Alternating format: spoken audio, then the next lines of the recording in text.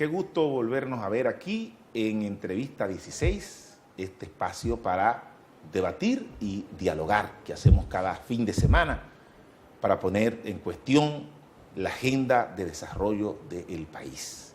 Hoy vamos a hablar de dos temas muy importantes que han estado durante el transcurso de la semana que acaba de concluir.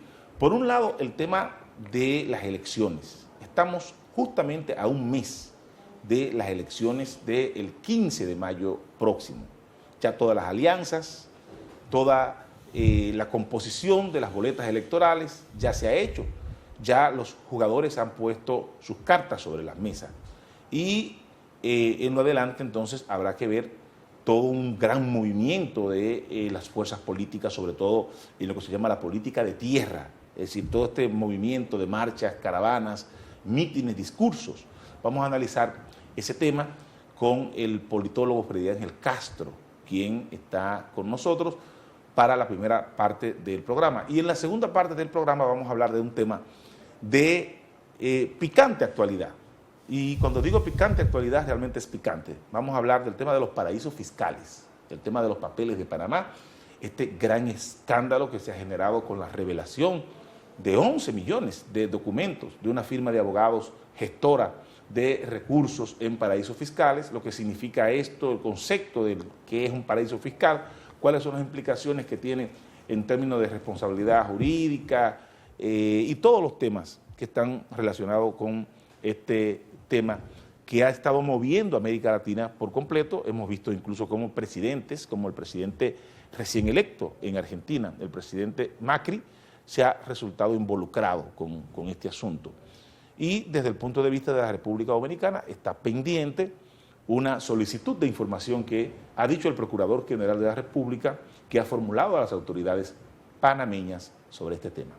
Con ambos temas volvemos a la vuelta en Entrevista 16, este espacio para discutir y dialogar.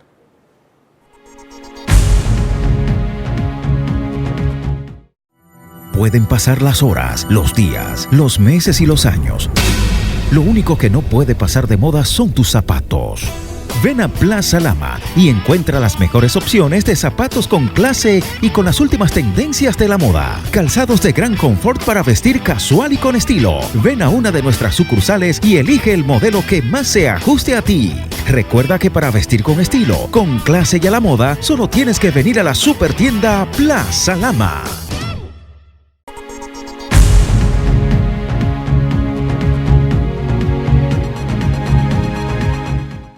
Bueno, si las elecciones fueran hoy, lo más probable es que el escenario electoral que se está viviendo en la República Dominicana, ya todo el mundo conoce lo que pasará. Pero las elecciones son en un mes. Y en un mes pueden pasar muchas cosas en un escenario electoral.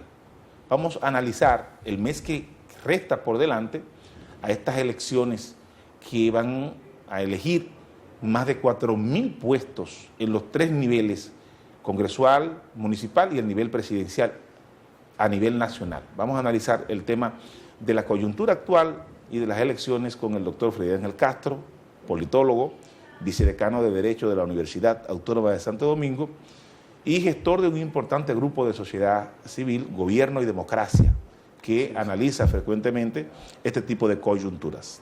Doctor, muchas gracias. Bienvenido. Gracias, Nanfi, por la invitación a Entrevista 16, una vez más. Un placer acompañarte.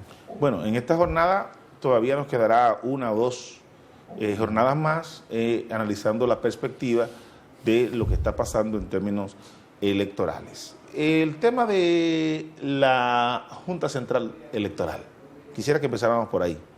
El tema de los plazos, ya cerrados todos, plazo de alianza, plazo de inscripción de candidatura, plazo de impugnaciones, sentencias que se han estado dando en un escenario muy interesante sobre, por ejemplo, todo el caso Tonti Rutinel.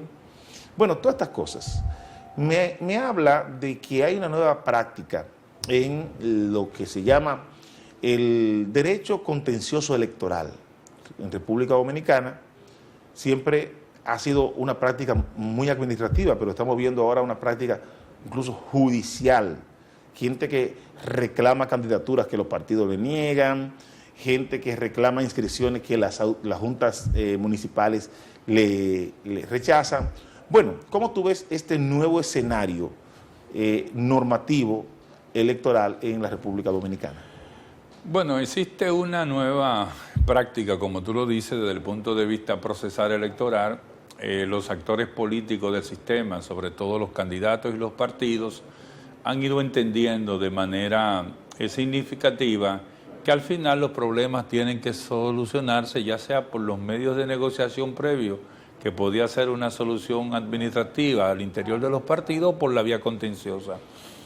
En el caso del sistema electoral dominicano, hemos visto, Nancy, podríamos decir que estamos casi viendo 3 etapas.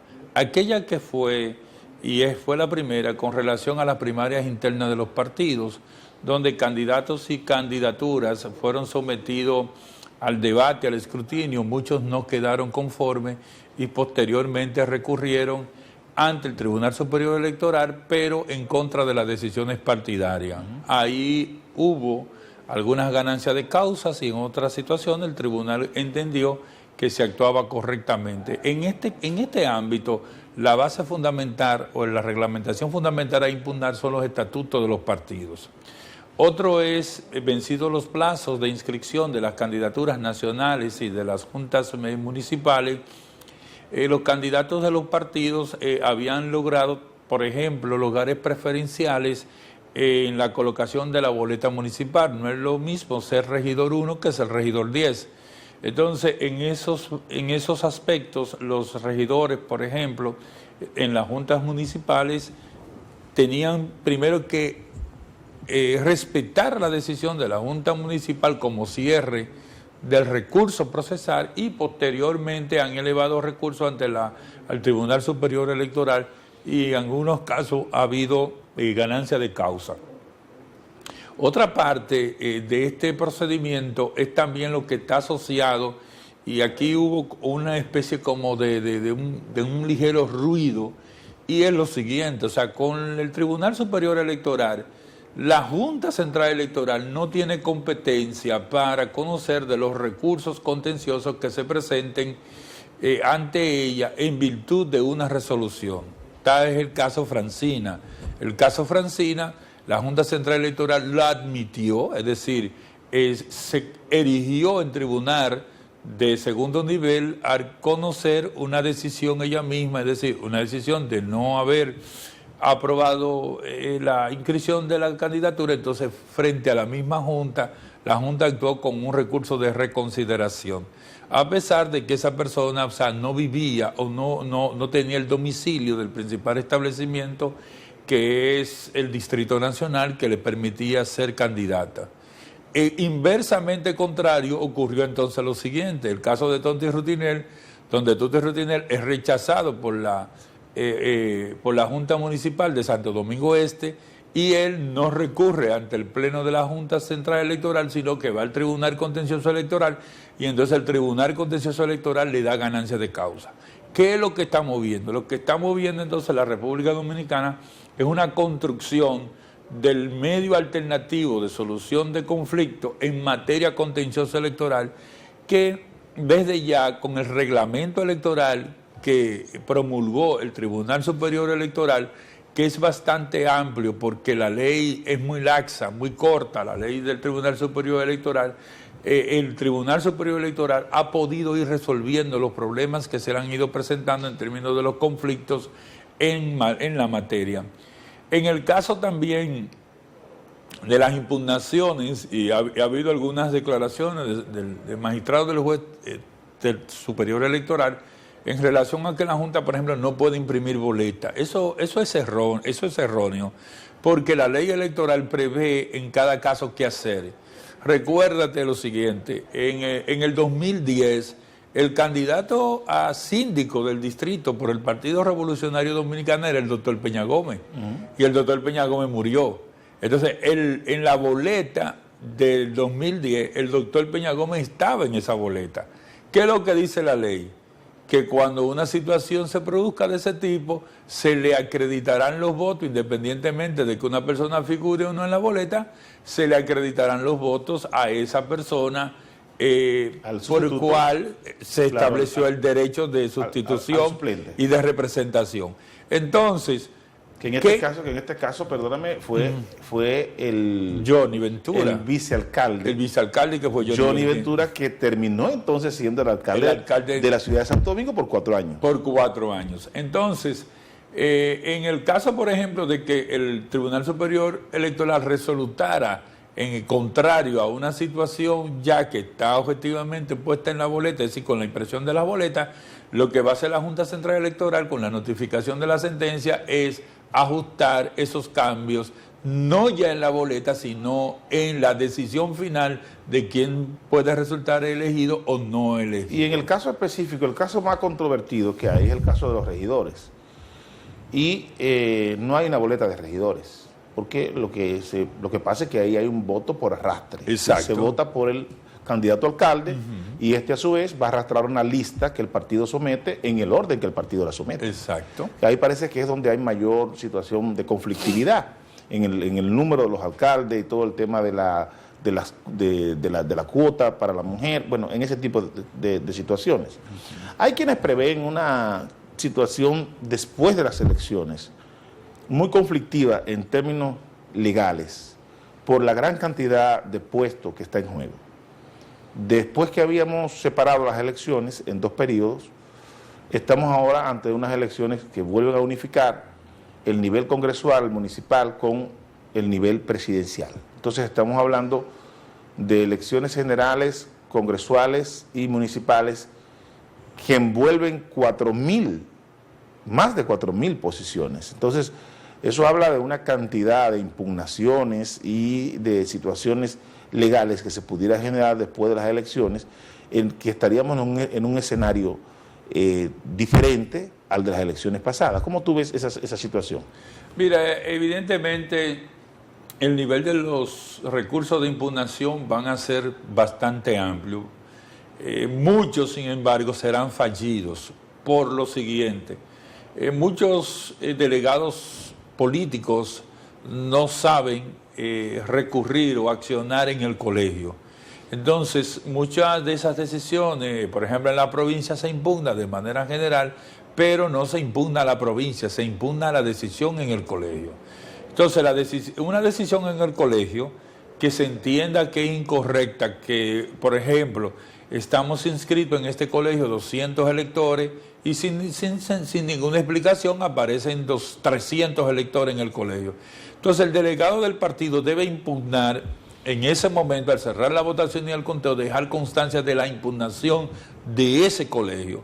Y si el partido determinase que la suma de los colegios impugnados pudiera generar un cambio en la composición electoral, entonces ahí tiene los medios para irse no a la Junta Central Electoral, sino al Tribunal Superior Electoral, que es quien examina en segundo grado los recursos contenciosos.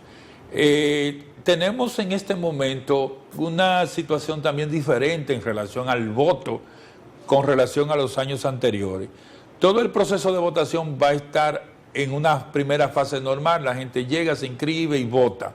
Ahora, la transmisión del voto es escaneado, no va a haber acta mata voto, o no va a haber el 1, el palito, donde está el 0, donde tú sacaste 0 y te ponen el palito adelante, son 100. Bueno, ese palito es folclórico. En el caso de Santiago. En las elecciones dominicanas, ¿no? Y donde toda la práctica vieja de las elecciones dominicanas, el famoso palito. El palito. Es folclórico. No, y esta expresión, acta mata voto, es una expresión del palito. Así es. Entonces eso no va a suceder. ¿Por qué? Sí, ahora se va a escanear el acta. Se va a transmitir a un centro. Exacto. Y ese cómputo se va haciendo de manera informatizada. Exacto, pero con la variable de que todos los delegados políticos van a recibir una copia igual del acta de transmisión.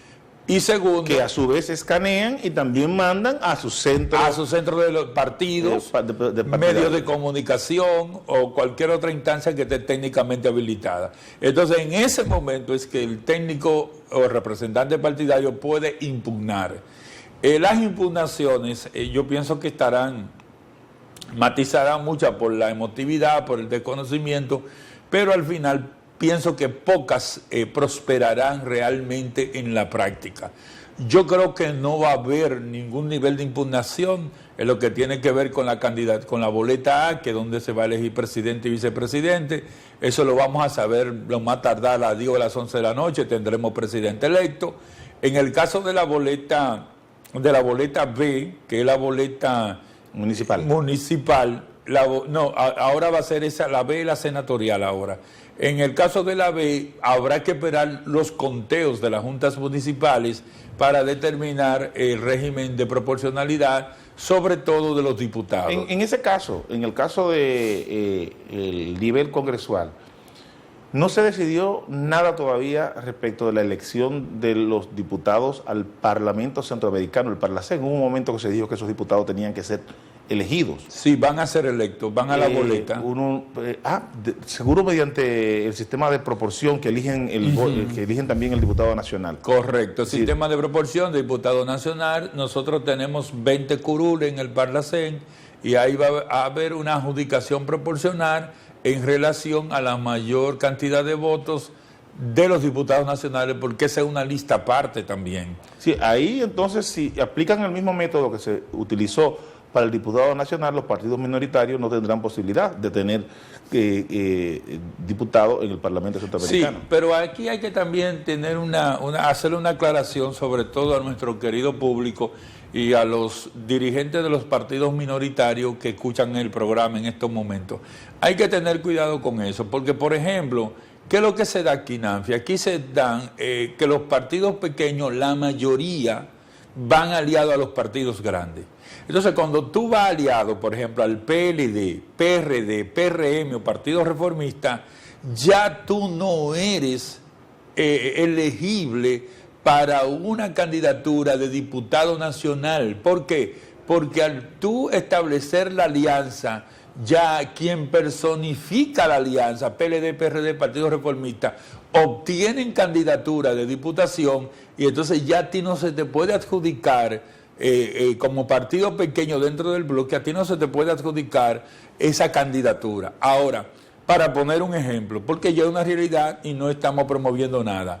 En el caso, por ejemplo, de Alianza País, con Alianza País no va aliado a las elecciones.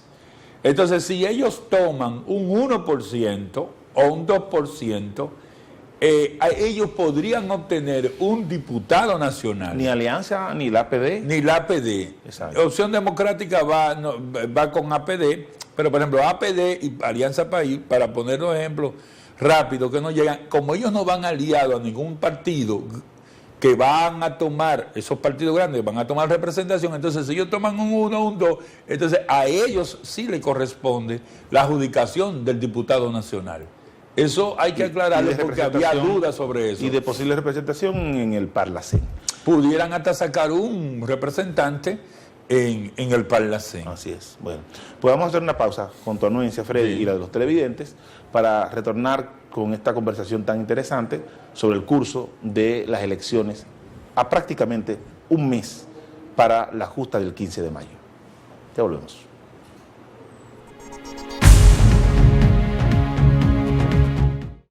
Aprovecha las grandes ofertas de Electrolama y Plaza Lama. 10% de descuento en aires acondicionados LG Inverter. Televisor LED LG 32 pulgadas Smart TV Wi-Fi antes 24.995. Ahora 20.995. Troy Motors ha revolucionado su línea de vehículos con sus nuevas camionetas Great Wall Wingle 5, camionetas 4x2 y 4x4, año 2016, motor turbo diésel, transmisión mecánica de 5 velocidades, interior de lujo tapizado en tela, asientos delanteros separados con capacidad para 5 pasajeros, entrega inmediata, garantía 2 años o 50.000 kilómetros. Troy Motors, dirección al futuro.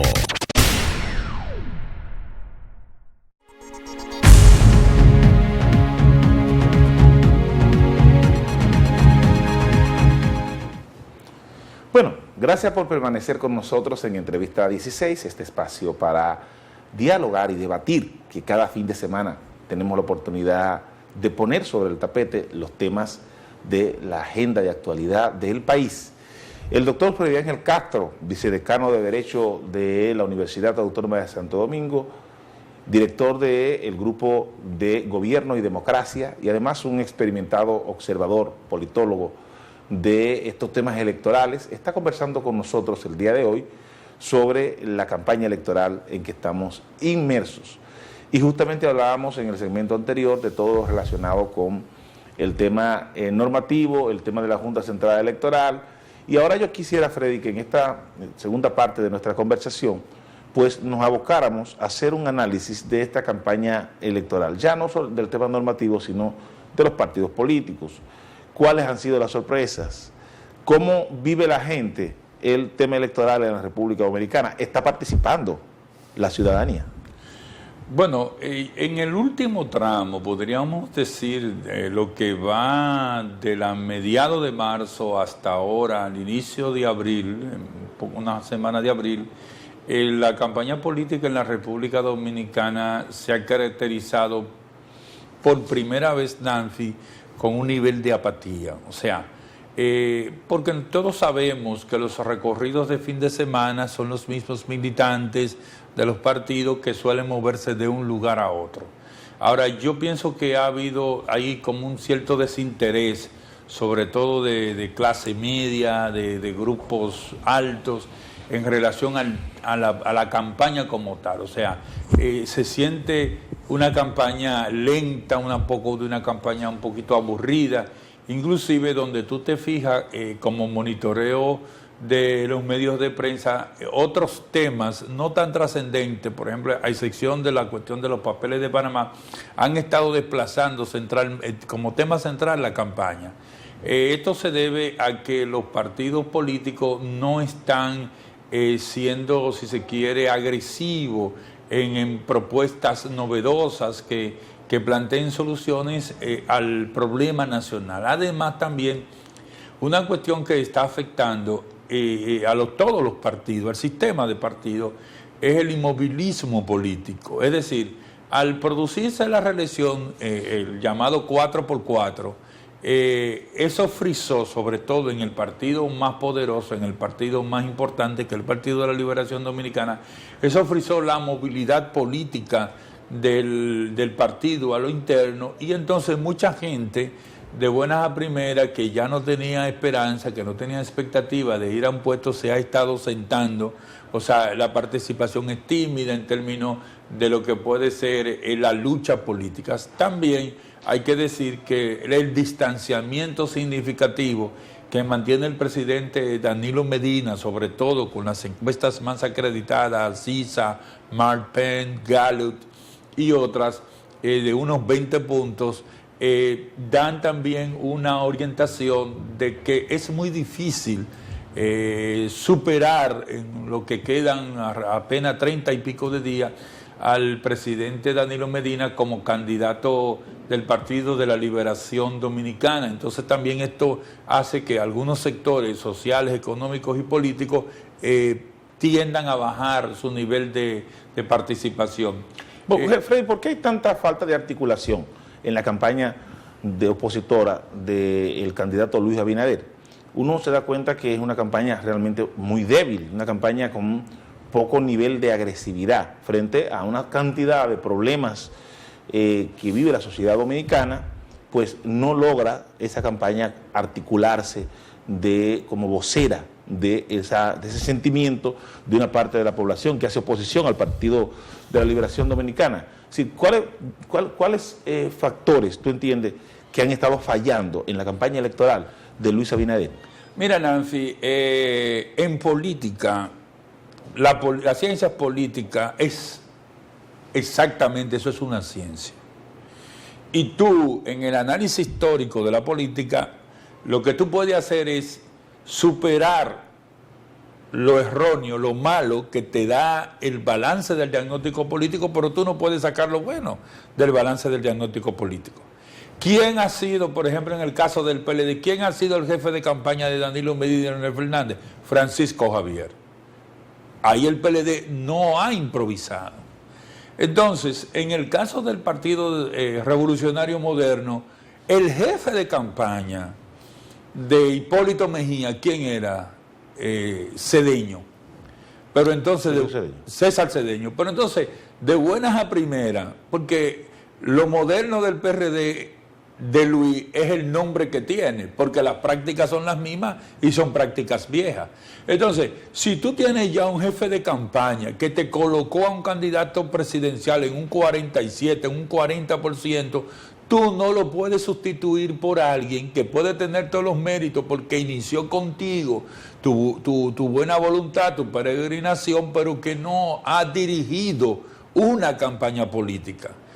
Por ejemplo, ¿por qué tú no haber resuelto tempranamente el problema de la vocería política? ¿Quién tenía que ser vocero de Luis Abinader? Héctor Guzmán. ¿Quién era el vocero para contrarrestar a ese equipo estrella del PLD en los medios de comunicación? Héctor Guzmán y otros. Entonces, porque Héctor Guzmán, cuando se deciden las visitas estratégicas, y Héctor Guzmán le dice al señor Luis Abinader que obviamente él podría enfrentar con un discurso fuerte al gobierno, pero que él necesitaba, por ejemplo, que el partido le diera un espacio de protección. Entonces, ¿por qué tú no me lo colocas en el nivel 1 de la representación internacional del Parlacén para que Héctor Guzmán saliera automáticamente en esa denominación? Entonces, ¿dónde están los errores? ¿Dónde está el problema? En que tú no tienes un equipo estratégico de campaña experimentado. Bueno, pero tú estás hablando de un tema que es muy frecuente, sobre todo en un partido como el Revolucionario Dominicano, que es esas luchas fratricidas que han caracterizado al Partido Revolucionario Dominicano o al PRM, ¿verdad? Sí, es lo mismo. Todas las extensiones que han salido de esos partidos se han caracterizado por luchas internas que son devastadoras. Entonces, Luis Abinader, que debió ser una especie de outsider de la política, es decir, alguien que aunque venga de la política, debió ser un rostro refrescante en términos de lo que fuera su práctica y su discurso político. No, sin embargo, no ha logrado conseguir transmitir una imagen de frescura y de ruptura de todo lo que es el pasado de la vieja práctica política PRDista. De repente uno ve, por ejemplo, la boleta de la capital del Partido Revolucionario Moderno, y cuando uno ve esos tres rostros, sí, Luis Abinader en el nivel presidencial, Alberto Atala en el nivel senatorial y congresual, y David Collado en el nivel municipal, tú lo que estás viendo son tres rostros de clase, si son tres riquitos de la sociedad dominicana. Debieron tener el mínimo de inteligencia política y de tacto político para darse cuenta que no pueden presentar una boleta electoral con esa característica, por ejemplo. Es decir, parecería un pequeño club de ricos de la sociedad capitaleña. Entonces, si eso se reproduce en las demás provincias del país, realmente hay una falta de sintonía entre la militancia de ese PRD, que hoy se llama PRM, que es de línea dura. Esos son los dirigentes sindicales, de base, los morenos, los seguidores de Peña Gómez. Exacto. Y esos rostros lavados de la campaña electoral. Es decir, ahí no hay una comunicación efectiva. Eso no conecta con los barrios populares. No, eso no nada. conecta abajo, eso no conecta con Villajuana, con Guachupita, con La Ciénega, con el 27. Eso no conecta. Pero otra cosa, óyeme el dato. La principal provincia en términos políticos, aunque no así en términos de cantidad, es el Distrito Nacional. Recuérdate que cuando ya el PLD en aquellos momentos se perfilaba en ascenso hacia la presidencia de la República, ¿dónde fue la única victoria? La del embajador dominicano en Washington ahora, este amigo. Se nos fue, pero también Sí. Es que el pobre está ganovino políticamente. No, pero él está allá, ¿no? Que a veces uno no se puede. Él está en funciones. Él está aquí. Sí, está aquí, él está en funciones diplomáticas.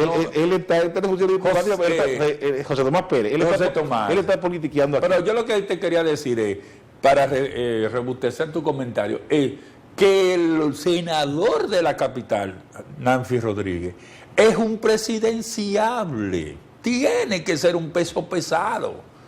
O sea, tú no ganas unas elecciones sin tener un peso pesado en la boleta senatorial del Distrito Nacional. Bueno, en todo caso, el senador de la capital que va a una tercera reelección, lo que se ha dicho es que tampoco él ha ganado esa posición, bueno, sino pero que la maquinaria de ese partido en el poder se la han puesto... Bueno, pero él es el secretario general del partido. Sí, ciertamente. ¿Entiendes? Él es el secretario general del partido, un hombre con muchas luces y gran militancia en términos históricos y políticos. Más militancia que luces. Él tiene luces, él tiene luces. Bueno. Él hizo un proyecto ahora presidencial. Él no prendió, pero ante la situación de los pesos y contrapesos... Prenderá cuando vuelva a ser presidente del Senado de nuevo, porque el proyecto se difuminó prácticamente cuando salió de la presidencia del Senado. Yo pienso que sí. El tema de la alianza PRM, Partido Reformista. Es decir, uno pensó que esa alianza iba a operar de manera que se permitiera centrar los apoyos necesarios en aquellas provincias donde uno de los dos partidos tuviese fortaleza. Para que la gente entienda lo que estoy diciendo, en San Pedro de Macorís es inconcebible que el PRM no esté apoyando a Josecito Jacín, porque Josecito, sin duda, es el candidato que tiene mayor posicionamiento. El hecho de que vayan por separado en San Pedro de Macorís te dice entonces que el objetivo estratégico de esa alianza no se está cumpliendo. Mira, es que los reformistas saben demasiado. Los reformistas tienen 50 años como grupo gobernante y tienen la experiencia anterior que le transmitió el doctor. Fíjate una cosa, inmediatamente el Partido Reformista y el PRM pactaron, tú has sentido casi una eliminación de la propaganda reformista en los medios. Esto se debe a dos situaciones. Primero, ellos saben que pactaron sobre lo posible, sobre lo que podían obtener, porque irse solo pudiera ser un resultado peor en términos de económicos y políticos. Ellos que van a recibir del 80% de la Junta, ellos están preservando unos recursos. Ese es el tema de los reformistas. Ese es el tema de los recursos de la Junta Central. Y hay gente que resuelve ahí muy bien. Sí. Segundo, ellos van a enfocar en candidaturas muy puntuales donde ellos tienen posibilidad de ganarla para mantenerlo de la representación. Y además, la propia alianza tuvo una línea de construcción muy mala. Porque, por ejemplo, en el caso de la provincia de San Pedro de Macorís con Josecito, ¿por qué no se está dando el apoyo del PRM al Partido Reformista en el nivel senatorial? Bueno, porque el Partido Reformista no quiso aceptarle al PRM ningún candidato a diputado. Entonces, tú no puedes pretender llevarte la candidatura senatorial y llevarte todos los diputados. Entonces, ahí hubo esa dificultad y no se pudo armar la boleta. Situación. ¿Qué puede pasar? Que los votos que se vayan con el PRM son sencillamente los votos que le pudieran faltar a Josecito Jacín para clasificar como senador de la República en ese electoral. Entonces, los reformistas no van a invertir todos sus recursos en el resto de una campaña que por demás la puntuación es muy distante y ellos van a preferir ahorrar recursos a nivel presidencial e impulsar sus candidatos en puntos muy específicos. Bueno, quedan muchos temas sobre la mesa, pero en el curso de estas elecciones al doctor Freddy Ángel Castro le quedarán 2 programas más o menos que hacer con nosotros, pasando un poco el balance electoral sobre cómo van las cosas de cara a la cita del 15 de mayo. Entonces vamos a dejar pendiente los otros temas, porque ahora en el programa vamos a hablar de un tema muy interesante. Es el tema relacionado con la transparencia pública y todo esto de los paraísos fiscales, que es un tema que ha surgido con los papeles de Panamá y que en República Dominicana es un tema que relativamente nuevo desde el punto de vista de la opinión pública, aunque ya lo vivimos con la crisis de Baninter y los bancos. Y el offshore. Pero en ese momento no se trató, ¿verdad?, el tema de los paraísos fiscales específicamente. Y para eso hemos querido invitar, Freddy, a un amigo tuyo y amigo nuestro, al doctor Julio César de las Rosas Tiburcio, quien es catedrático universitario y también es el coordinador de la Alianza Dominicana contra la Corrupción, ADOCO, un importante brazo de la sociedad civil en el tema de la transparencia pública. Gracias por venir, Freddy, y a ustedes le prometemos una interesante conversación sobre esto de los paraísos fiscales. Ya volvemos.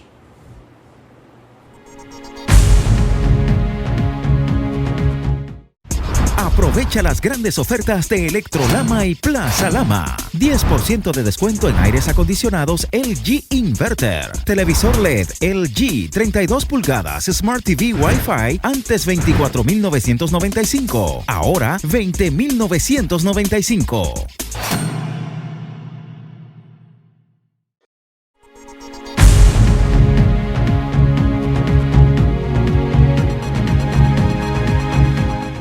Gracias por permanecer con nosotros en Entrevista 16, este espacio para debatir y dialogar.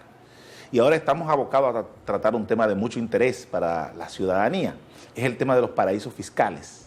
Hubo un político que describió los paraísos fiscales como paraíso de sol para gente opaca. Para ello tenemos aquí al doctor Julio César Tiburcio de la Rosa, quien es el coordinador de la Alianza Dominicana contra la Corrupción, para hablar de los paraísos fiscales. Doctor, gracias por venir. Gracias, Nanfi, complacido de poder compartir contigo y tu teleaudiencia lo que es el tema que ha removido el planeta prácticamente. Hay una especie de connotación peyorativa del término paraíso fiscal, pero al fin y al cabo está referido a un tema de exención de impuestos. Son regímenes de exención de impuestos que algunas economías pues hacen para que la gente lleve sus capitales allí, pero todo esto se ha relacionado mucho con el tema de lavado de activos, dinero procedente de mafias, de corrupción administrativa, etcétera. ¿Cómo pudiéramos hacer en términos didácticos, Julio César, una conceptualización de un paraíso fiscal? Mira, esto se estableció a partir de lo que fue la creación de lo que se conocen como empresas offshore, que no es más que una empresa o una sucursal de una ya existente en un país determinado que aprovecha las facilidades que le pueda presentar un Estado que ha sido reconocido o que su política interna de captación de inversiones pues le otorga a esos inversionistas que se quieren colocar allí, y por eso hay un determinado número, oscilan entre 65 y 70 paraísos fiscales. Dicho sea de paso, en los Estados Unidos hay un Estado que tiene esas condiciones, que no es más que brindar facilidades en la forma de constituir una empresa de forma ágil. Esto que aquí se ha traído como ventanilla única, por ejemplo, que es todos esos procesos, irlo desmontando a los fines de que la constitución de una compañía, de una sociedad, pues se pueda hacer en el menor tiempo posible. Y es por donde inicia, legítimo, o sea, legalmente. Y después todo el tema entonces el régimen impositivo, que va a crear unas liberalidades respecto de la tributación. Exactamente. Sí, el dinero paga, para que la gente entienda, el dinero paga, es decir, tener dinero en un banco cuesta dinero. Claro, y hay una competencia de quién puede ofertar una menor tasa impositiva, que recordemos que siempre se habla que la República Dominicana, la presión tributaria, o sea, todavía soportaría más. Y esto, pues, se convierte en un atractivo para que todos estos países que se convirtieron en paraísos fiscales, legítimamente, reitero, pero que lo que ha sido el avance del crimen organizado, de la corrupción administrativa, pues, aprovechó esas bondades que otorgaban estos estados.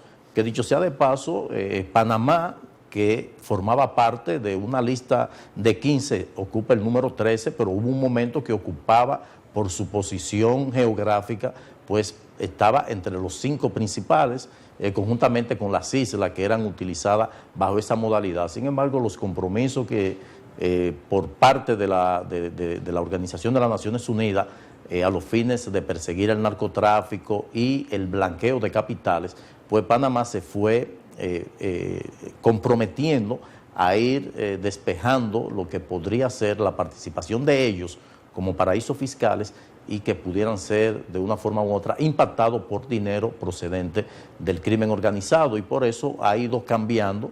Eso naturalmente no hizo cambiar lo que era la constitución de este tipo de empresa, que algunos llaman empresas fachada, que son las que utiliza entonces el narcotráfico para blanquear su capital. Y con este escándalo que se produce, que salen a relucir cuál ha sido la participación de muchos actores, desde políticos, artistas, intelectuales y narcotraficantes, que utilizaron esas bondades que en principio tenían un carácter legítimo, pues como todo, pues ha sido infectado, como de la misma forma que el avión se establece como un medio de transporte lícito, pero lo aprovechan para introducir sustancias controladas, y esa es la situación. El tema ahí es que el dinero realmente en esencia, rinde una función en los sistemas económicos, que es producir riqueza. Así es. Entonces, cuando el dinero va a un paraíso fiscal, regularmente lo que hace es que se deposita, y ese dinero va a empezar a producir unas plusvalías sobre la base, no necesariamente de la producción de riqueza, sino sobre la base de la usura de mercado. Se van a crear entonces todos estos temas que se llaman mercado a futuro, compra de petróleo a futuro, una serie de situaciones que van a distorsionar los mercados de bienes y servicios. Y que se convierte en especulativo. En capital especulativo. Claro. Entonces, ¿cómo afecta esto a los países? Es la pregunta desde aquí, desde la República Dominicana. ¿Cómo afecta el hecho de que mucha gente no tenga su dinero en la República Dominicana, pagando los impuestos que paga una persona que gana 30,000 pesos y tiene que hacer un deducible por tema de impuestos sobre la renta? Una gran inequidad esa, ¿no? O un empresario que ha decidido apostar y jugársela aquí, en el país, con su patrimonio. O qué pasa cuando el dinero que debe formar el ahorro interno de un país se va a otro país. Ese es el tema, ¿no? Y yo creo que lo que tú has hecho cuando le has pedido al Procurador General de la República que transparente, o que pida por lo menos a Panamá una línea de cooperación para que transparente eso respecto a la República Dominicana, eso tiene mucho sentido, porque hay que ver las implicaciones que tiene para el país y hay que ver todo el tema de la legalidad. El tema no es que no se pueda tener dinero fuera. Si usted tiene dinero fuera, usted lo declara. Yo tengo dinero fuera y por eso se paga. El tema es que usted, que gana unos beneficios enormes por tener un dinero reposando en Panamá, paga impuestos en República Dominicana. Entonces, esta propuesta tuya, para que el procurador, que por cierto le ha dado aquiescencia, la ha acogido, para que el procurador haga una investigación respecto de la participación de empresas, empresarios y personas ligadas a la administración pública, tengan alguna vinculación también al director de impuestos internos. Y le voy a dar una primicia. ¿Por qué los países pobres son los más afectados con el funcionamiento u operación de los paraísos fiscales? Porque estos paraísos fiscales concentran la riqueza que debió dejar beneficio al Estado de donde provienen. Porque el mismo término de offshore, de ultramar, te está diciendo que esa empresa tiene base originaria en otros estados, pero se van a los paraísos fiscales. ¿Cuál es la primicia? Aquí han habido oportunidades en que tú te preguntas, ¿y cómo un país como este soporta traer tantos artistas en un año, algunos de ellos pagándole hasta $1 millón? Sí, muy, muy caros. Entonces, ¿qué significa eso? Muchas de esas operaciones concluyen en con estas empresas que se forman fuera del territorio de la República Dominicana, te traen el producto aquí, se consumió aquí, el espectador pagó su impuesto aquí, pero finalmente la operación de paga a ese artista se le hace en Panamá, para citar un ejemplo, cuando el 18% del ITEVI que nosotros pagamos hasta por el uso de una llamada telefónica, hasta por respirar, lo pagamos. Sin embargo, esa operación no se materializa en la República Dominicana porque se produjo en Panamá. Entonces el Estado dejó de percibir ese 18% de $1 millón, para citar un ejemplo, que serían $180,000.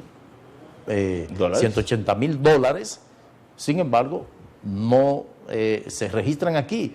Sí se registran, por ejemplo, en Panamá, que el impuesto establecido está por debajo de lo que pudiera ser, y sobre todo que el evento se realizó en la República Dominicana. Y eso usted se lo comunicó primero lo constató que es así, y segundo se lo comunicó a las autoridades de impuestos internos dominicanos. Nosotros estamos dentro de lo que es una asistencia recíproca entre organizaciones similares a ADOCO, tanto de Panamá como de otros países de Europa, España, Francia, que ya han iniciado investigaciones sobre la base de esto que estamos planteando.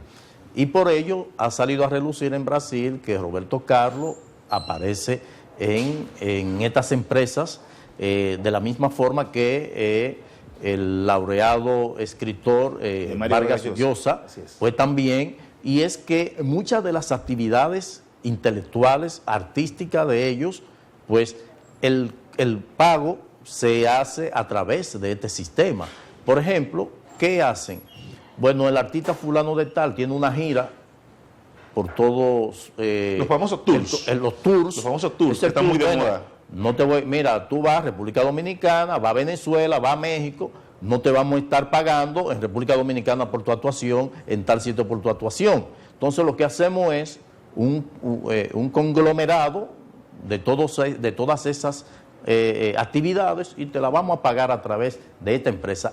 Hay empresas formadas con un solo propósito, de pagar un tour de eso, y ya desaparece la empresa o la dejan ahí en carpeta. Entonces ahí es donde se afecta el Estado, que tiene mecanismos tributarios muy efectivos y certeros para nosotros, lo de a pie. Sin embargo, estos grandes empresarios pues se benefician de esa facilidad, pero también se ha descubierto, y por eso ya en Bolivia se iniciaron investigaciones, de que muchas de esas comisiones por la que se pagan cuando se obtiene una obra mediante un proceso de licitación, pues se hace perfectamente a través de una de estas empresas fachadas. Bueno, Entonces, esto habla de mucha inequidad. Eso es es parte de la preocupación, y por eso nosotros entendemos que las autoridades deben procurar, por ello el nombre, ¿verdad?, el Procurador General del Ministerio Público, Procurador General de la República, solicitar la colaboración de las autoridades judiciales y financieras de Panamá, que tienen en su haber todas las empresas offshore que se han formado allá. O sea, esta oficina ha sido hackeada de informaciones entre sus clientes, pero las autoridades panameñas tienen de manera registrada, tiene todas esas empresas que se han formado. Bueno. Entonces, se habla de que hay cerca de 465 empresas que tienen como origen la República Dominicana. La información que tenemos es que llegan a las 1.000 empresas. Ahí en Panamá, por ejemplo, en un solo edificio te pueden operar en una sola oficina hasta 10 empresas. Entonces esa modalidad es lo que debe investigarse, porque ya se ha dado a conocer que parte de la modalidad que empleaban los ejecutivos del Banco Peravia era precisamente que muchos de los dineros de los ahorristas, de los inversionistas, pues iban a parar a estas empresas fachadas o empresas offshore. Hay que tratar, Julio César, y por eso yo realmente te felicito por esta acción que has tomado. Hay que tratar de que, primero, eso es una gran inequidad, porque estamos hablando de que una persona por un litro de leche tiene que pagar ITEVIS en República Dominicana.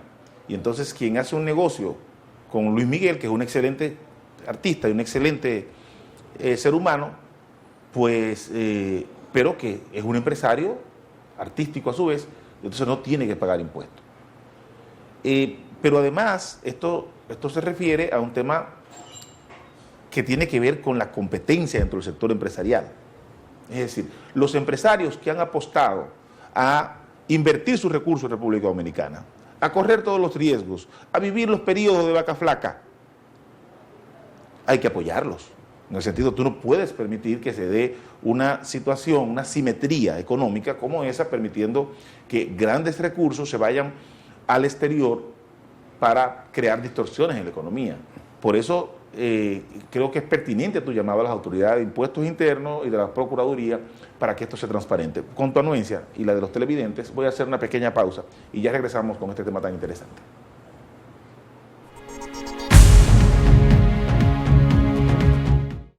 Aprovecha las grandes ofertas de Electrolama y Plaza Lama. Televisor LED LG 32 pulgadas Smart TV Wi-Fi 22.995. Televisor LED LG Smart TV Wi-Fi 42 pulgadas 34.995. Televisor LED LG 43 pulgadas Smart TV Wi-Fi 36.995. Televisor LED LG Smart TV Wi-Fi 49 pulgadas 49.995. Y televisor LED LG 55 pulgadas Smart TV Wi-Fi 62.995. Estas y muchas ofertas más solo te la ofrecen LG y Plaza Lama, la super tienda.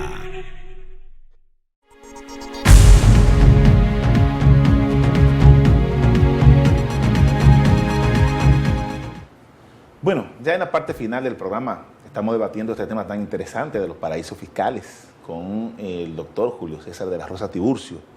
Como dije al principio del programa, un importante actor, brazo de la sociedad civil en todo este tema de la transparencia pública. Y la verdad que ha sido un tema muy interesante, Julio César, porque lo que hemos visto ahí desde políticos, presidentes de países, primer ministro. Bueno, ha habido una renuncia en Islandia. El primer ministro de Islandia. En el norte, en Escandinavia. Escritores. No, el caso de Chile, que el presidente del capítulo de Transparencia Internacional está metido ahí. Tuvo que dimitir porque su oficina de abogado está vinculada a la oficina Mossack Fonseca con empresa con estas características. O sea que mientras demandaba transparencia en Chile, pues él formaba parte de un entramado que es poco transparente, porque precisamente el uso que se le ha dado es a quien quiere esconder, que quiere evadir impuestos o que no quiere. Ese es uno de los temas, es decir, que no se averigua el origen de la facilidad. Esa es la facilidad. Porque tú no puedes presentarte a una entidad financiera nacional o internacional y llevar una cantidad de dinero X sin un fundamento. $10,000 para transferencia. Para llevarlo a un país, para tú sacarlo de tu país, claro, tienes que declararlo, pero para ingresarlo a otro también. Pero aquí, todas operaciones que tengan un equivalente a $10,000, usted tiene que hacer una declaración, la procedencia de ese dinero.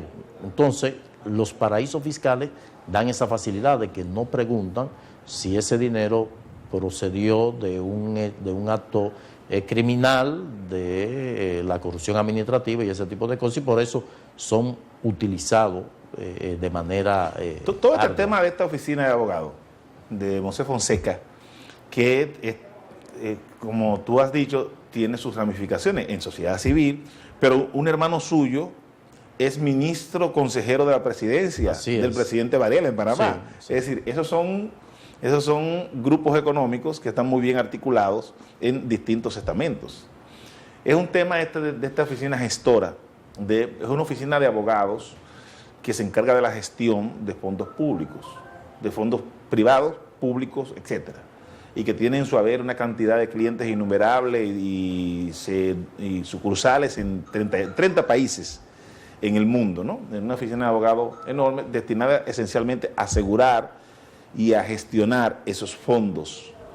Es un tema muy interesante desde el punto de vista del ejercicio de del derecho, ¿no? Todo este tema económico. Pero, Julio César, te voy a pedir que por favor vuelvas al programa en otra ocasión para hablar específicamente de los niveles de desempeño de la transparencia pública en República Dominicana, sobre todo a raíz de las elecciones que se habrán de celebrar el 15 de mayo. Ya lo del 30 de junio definitivamente hay que despojárselo, parece, ¿no? El 15 de mayo. 30 de junio es los 45 días después, los 45 días. ante una eventualidad de una segunda vuelta. De una segunda vuelta Que electoral. muchos no quisieran que se produjera. Bueno, pero hay que esperar. Puede pasar de todo, ¿eh? Aún puede pasar. Yo estaba en Panamá, por cierto, cuando el presidente Varela estaba en tercer lugar, Así 2 es, meses antes de las elecciones. Así es. 2 meses antes de las elecciones. Y yo estuve en Buenos Aires. Ni siquiera al debate presidencial invitaron Sí, al sí, que es presidente hoy día. Y en sí. 2 meses, y que por cierto, el asesor del candidato Del Juan- contrario, era Juan Joao, Domingo. era Joao Santana. Juan Domingo Arias, Juan Domingo Arias, que era el pupilo de Martinelli. de Martinelli. Y el asesor era Joao Santana. que se estaba moviendo entre allá y aquí. Exacto, es decir, y el escenario cambió. No, pero lo de Buenos Aires, yo estuve en Buenos Aires, lo de Argentina, yo estuve en Buenos Aires, y Macri nos decía en una conversación que tuvimos, un grupo, que la situación estaba un poco confusa porque los 3 candidatos estaban en un empate técnico, entre 29 y 33, los 3. Scioli, Massa y Macri. Y sin embargo, mira cómo... Me déjame decir una cosa, desde el punto de vista electoral, Scioli y Massa eran excelentes candidatos. El peor de todo, como articulador de ideas, era Macri. Así Pero es. la técnica electoral, lo que llama el marketing, Ahí Joao no pudo resolver con Scioli. era el candidato, sí, de los... Era el asesor de Scioli. El asesor, sí. Bueno, gracias. Te voy a invitar más adelante para que conversemos Con mucho gusto. de manera más amplia sobre el tema de la transparencia pública. Gracias, Julio César de la Rosa Tiburcio, coordinador de ADOCO, esa importante organización de la sociedad civil, y a ustedes, como siempre, agradecerles la gentileza de la atención que nos prestan cada fin de semana.